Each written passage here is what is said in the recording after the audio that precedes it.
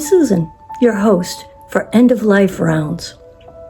This is a podcast where we explore conversations around end-of-life care, support, and the human experience that surrounds it. In today's episode, I'm joined by Mary Telliano, a certified end-of-life doula and the director of the doula program at Golden Gate Hospice in Los Angeles. She's also the founder of Anam Cara Academy, where she trains others to support patients and families with empathy and clarity. Together, we talk about end-of-life care, what it really looks like, and how we can better support individuals and their families through this process. Thank you for being here. You talking about the philosophy, I'm so curious about rebranding death. That's where I'm coming from too. And it's the place that I feel like I connect with you the most. Because we live in a death-phobic culture and it affects everything. So I'm really interested in that approach, the end of life, which we all have to wait. Yeah, it's demanding to be rebranded. It's actually rebranding itself without anybody really trying. I'm just putting on the one of the masks of one of the people, one of the souls along with you to just help people remember that this is something we are gifted with every single day, with every single breath. And so rebranding death is just about bringing the conversation and the education back into the society's norm, having these open conversations, having these open fears, having these open concepts about end of life and what that looks for us daily, how we hold it, and then how we can inform ourselves through holding space for others in that transition as well. Yeah, I think for me, it also expands out into the larger culture. Yeah, there's so much of what goes on in our culture is just our unwillingness to actually be aware that we're going to die, and pushing it away in our institutions, in our politics, in our everyday interactions with people. When I see someone who has embraced their impermanence, the most remarkable quality for me that comes through is their aliveness. Yeah. That in being close to them and accepting it, what actually happens is counterintuitive. Right, that you come alive, and instead of your deepest fear, it's a great joy. Yeah, absolutely. There's when I was a child in different programs for volunteering in hospice, when I started volunteering when I was 12, what I saw at the end of life was more life. And I think this is the beauty of children being exposed very early on to what this looks like, because there's a deep innocence there. There's, for me, the illusion was broken fairly quickly as a child. And I'm so grateful for that. And I want everybody to be liberated with that knowledge. And it's like, it's the treasure after you've kind of faced the dragon. Right. And it frees you to embrace what life is from your heart instead of holding it off what you'll heal. Yeah. Right? But I have to make this much money. I have to control these things. I have to make these people do these things or be this way. And instead it's, I can just love. It both can be joy. It's a beautiful switchover. And I want to know how, because I know that like where you're coming from. I want to know how that showed up in walking that last mile with someone. The rebranding death of walking, well, it looks a few different ways. Oh, yeah. Go ahead. Coming, that philosophy coming through you. Right. I understand through your practice, when you're with somebody who might be going through like the most terrifying moment of their lives. Like, how does that inform the way you sit with people? Yeah. I work a lot with the Hakomi practice when I'm sitting bedside with people, which is just everything is perfect as it is. And how I hold that in my nervous system, because we do co-regulate with each other, and there's so much information being passed through body language and energy, because I have my practice in rebranding death and my okayness with the end of life. I just think it's my presence, and just that in me gives enough space in the room for them to have their fears, to have the bigness. There's nothing, you know, in me that tries to direct or repackage anything in that moment. It's just the okayness for it all in my body. I think that's how we co-regulate. So it's a lot of co-regulation and a lot of validation for them of everything that they're feeling is absolutely true and correct and perfect, even if it is the ugly. Right. Right. And that suffering can be part of it, and suffering and beauty can be in the same moment. Yes. Yeah. I think about, I think I like that, that co-regulation. I think of it as entrainment. It's the same kind of principle. You know, that if you saw a pendulum going on a cuckoo clock and another one, so like a room full of cuckoo clock, they'll eventually swing at the same momentum. And that if you hold your self still, people will meet you. Yeah. You're creating that house for yourself, and then other people can come and join that, especially when everybody is very open in those spaces. And there's so much exchange, like when the body weakens, the energy thickens. And that's the main communication, I think, is just nervous system to nervous system. I love so much that your practice is so somatic, because death is a somatic experience. That your spirituality is embodied. It's not just a neck up No. we're talking about here. And it's beautiful that it is so embodied. I'd love to know how you became aware of that embodiment. Like, how was that Yeah. in an I mean, experience? yeah, I think that's such a good question that I've never thought of. Like, where did that embodiment of Right, because I you guess it's started been young. I knew. yeah, it's been a lifelong integration, I think. Right? We're always doing like little layers of this embodiment. So it's not all at once, but maybe I really recognized it when I started my own healing journey and started participating in retreats. And then I started hosting retreats, and I could see how we were all sharing the same wound in a different way, and learning Reiki and going along this path of my own healing and then my own service, that I started to see how it was all interconnected, and through different, we'll call it healing and psychedelic journeys, really being able to understand and embody the unseen but felt worlds. Right, right. I think that going through your own uh, story, your own trauma, whatever you want to call it, is a big part of being able to be still and listen and speak from a place deeper than your personality. Yeah. Um, it's also embodied. It's not some spiritual ideal. It's an embodied spirituality. Yeah. That allows you to be so open in the moment. Well, and so trusting too.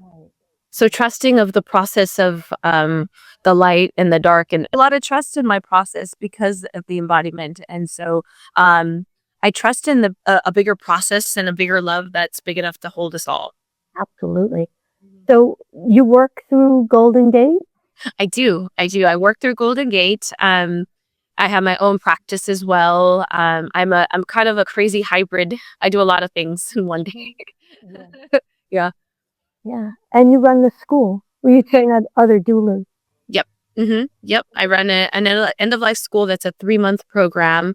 And we dive into the energetics of death, of course, the regular 3D training, I guess, but a lot of my school is based on the energetics of how to support people at the end of life, really tapping into your own intuition to then support. So a lot of the co-regulation stuff. Right, right.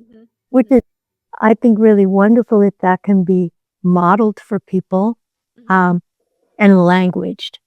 Yes. So that people can understand. Because I don't think we really get things until we can language them, until we can talk about it or put language with it. Yeah. Body feelings and everything else included, to be able to speak about it. When you walk with a client from Golden Gate, what's that like? I really, the Golden Gate Hospice clientele and the people that he receives are, we'll say, like on the lower income spectrum. And what I love about Golden Gate is you have high quality service for these people. A plus, 5-star +1. These people get the richness that live through all of the doulas that live through Golden Gate. And so I love giving people high quality deaths, because I know a lot of the clientele has worked very hard and has gone through their own journey. And just to be able to kind of sneak in there at the end and be like, haha, life's gonna love you. Really, life, it's through a like surprise. Now you get to just be loved. I love that about his clientele, is just serving the communities that are not served in other ways. So yeah. Yeah, I joined that doula collective about a month ago, and I'm just so impressed with everybody I've met so far, and with the coordination and how much they care. There's a lot of love there. There is a lot of love and a lot of depth there. Yeah.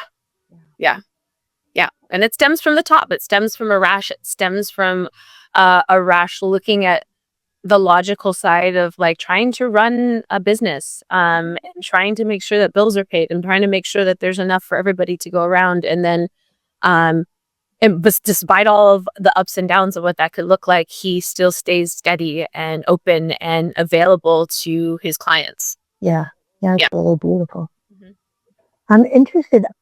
I'm really interested in psychedelic end-of-life care.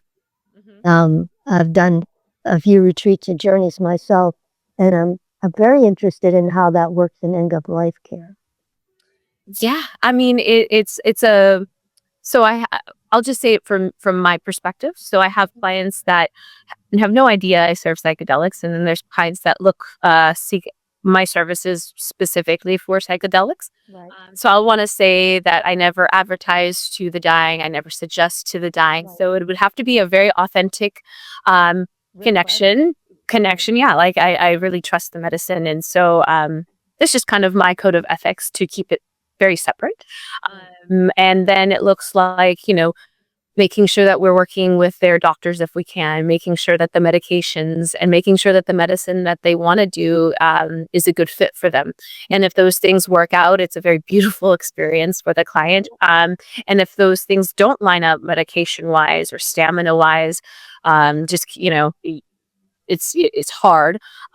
We find other avenues for medicine, and when we will work with cacao, or we'll start to work with the breath and meditation and my sound bowls. So we will always be able to find the medicine. And so the work looks. When they do participate with the psychedelics, their fear of death and whatever is blocking them at that particular time tends to dissolve fairly quickly. And their end of life, the quality of that enhances a lot. Right. My experience of sound bowls is that it's very deep practice that is very much like other forms of medicine, in that creating that open space where there isn't thinking. No, there's just awareness. Yes. Right. That's kind of the point of meditation, is to get to pure awareness. The 0.00. Exactly. And then you're not manipulating the medicine at all. And that medicine can come through. And now I'm talking about the medicine being love, can come through and do what it needs to do, what needs to be done. Right? Yeah. Unlocking doors and opening others. Yeah. Saving some and opening others. In a beautiful space, whether it's assisted or the medicine, no matter what the medicine is. Yeah. So the medicine was presence. Yes. Exactly. Yes. I think in maybe 100 years, I don't know. I don't think I'll see it, but maybe in 100, 150, maybe 200 years, our great grandchildren will be like, I can't believe they had to do psychedelics to do what we already just do. We're doing this work for future generations we'll never meet, Right. and for ourselves. And so, that 0.00 can be found in between a breath. Say clearly. very clearly. And you can, in some situations, I think, be that for the entire family. Yeah. Yeah. If that is, yeah, absolutely. Um, I sing at a threshold choir, and yeah, it's beautiful, beautiful. I love it. Yeah, it's beautiful work. I was just at an ICU at UCLA yesterday, singing for people, and it could the same kind of, you know, this space, I think. Yeah. There were point there, like we're talking about. Yeah, Sound opens portals. yeah, it does, and the human voice does as well. Deep and deep, or right, or yeah, yeah. I think it's the most important work there is to do. I agree. Just I agree. everybody's so terrified, and it's the one thing we all have to do after being born. I mean, you have to get here, but after that, it's the one thing we all have to do. And most people spend their entire lives pretending it's never going to happen to them. Mm-hmm.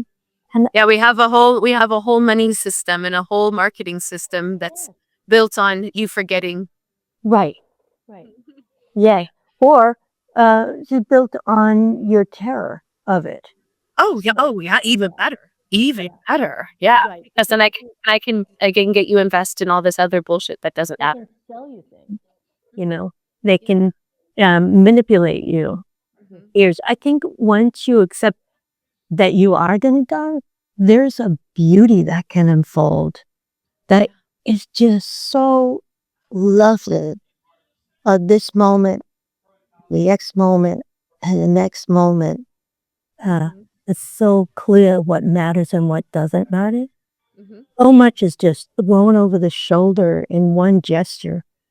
Like 90% of the things we spend our lives stressing over all of a sudden don't matter. It's just gone. And you could do that now. Yeah. You could be that in this moment. Yeah, and better yet, you're supposed to be that. We were built for that. We were built to die a million deaths in one lifetime so that when we get to the big one, maybe we're a little good at it. But, I think there are certain set of fears reserved for that moment. And so I tell people, you save the fears for when it matters. Right. Right. But there can also be like a willingness to feel whatever is here. So if fear arises in that container, it can be welcomed. Yeah. It's the rebranding of death isn't about alleviating any fears, although when the more you get acquainted and forward face death, a lot of fears just naturally go out the window. But fear is supposed to be in that. Pain is supposed to be in this process, and there's no escaping it. There's just you get the choice of how you want to hold it. I'm so glad to hear you say that, because it seems like sometimes in the general view of things, people are putting you on medically induced coma so that they don't have to face the end of their lives. But you can accept it. I mean, that can happen. And then to look at the fear and see, what is it really? Because sometimes we'll have fear of the fear, and that's worse than actually allowing the fear to come in. And when the fear is welcome, sometimes it changes. Suffer consciously. Yeah, I say just to get acquainted with the fears and see if you can follow the thread back to the original wound or the original confusion or the original story, and see if that's still relevant. Right. Because a lot of our fears come from being, early in our early years and just absorbing and digesting information that we are like, just on our own a little bit, even though if we had great parents or whatever, there's still a lot we digest and a lot of concepts that we kind of draw our own conclusion to. And following that fear sometimes is just something you saw on TV or something a family member said, or maybe a religious context that you actually have now reframed, and it's really not built in that way anymore in your mind. So it's just follow the fear, and see what's alive there. It would it's a lot better than scrolling on Instagram. Oh, the life. It's ever wait for through the subconscious like you do Instagram and follow that story and do, social media is fun for forgetting too, but it is fun to follow our own algorithm and find out our own truths and be the investigators of our life and our death. Well, I'm come from a tradition called self-inquiry, and to just look inside to see what is here, what is real right now. Yeah. Who am I? And if I'm not that, who am I? If I'm not that, who am I? To just stay with that inquiry. What here right now? Everything opens up, and yet in that day, when that inquiry, everything opens and reveals itself for what it really is. Because that question alone puts you in the seat of the observer. Right. And the observer can see all possibilities. Right. And all the stories. Though if you can see the story, then you're not the story. Yeah.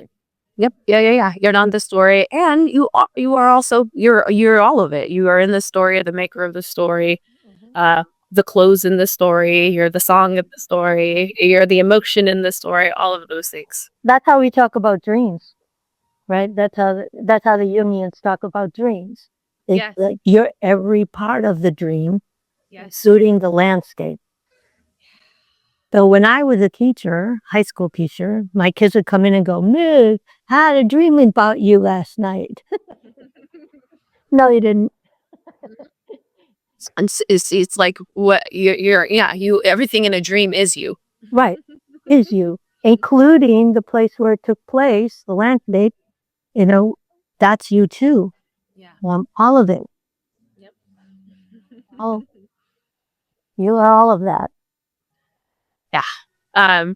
It's such a Ram Dass is such a good interpreter of that, and I suggest anybody that's interested in listening to this. You're obviously interested in death. I would start your day listening to his transmissions and his teachings. That's how I start my morning, and it's if you're trying to really reframe fears of death, he's a really good teacher to just put in your subconscious first thing. One of the best, especially post-stroke. Yeah. But even before. But after his stroke, that man just became so beautiful. And he was beautiful before. But his accepting of what was and his refusal to be defined by it is just so beautiful. His melting into pure acceptance of he is in the moment. Yeah. Absolutely beautiful. Yeah. Well, one of the songs we sing in Threshold Choir is "We're All Just Walking Each Other Home." Oh, and good. In 3-part harmony. Oh, I would love to hear you guys sing.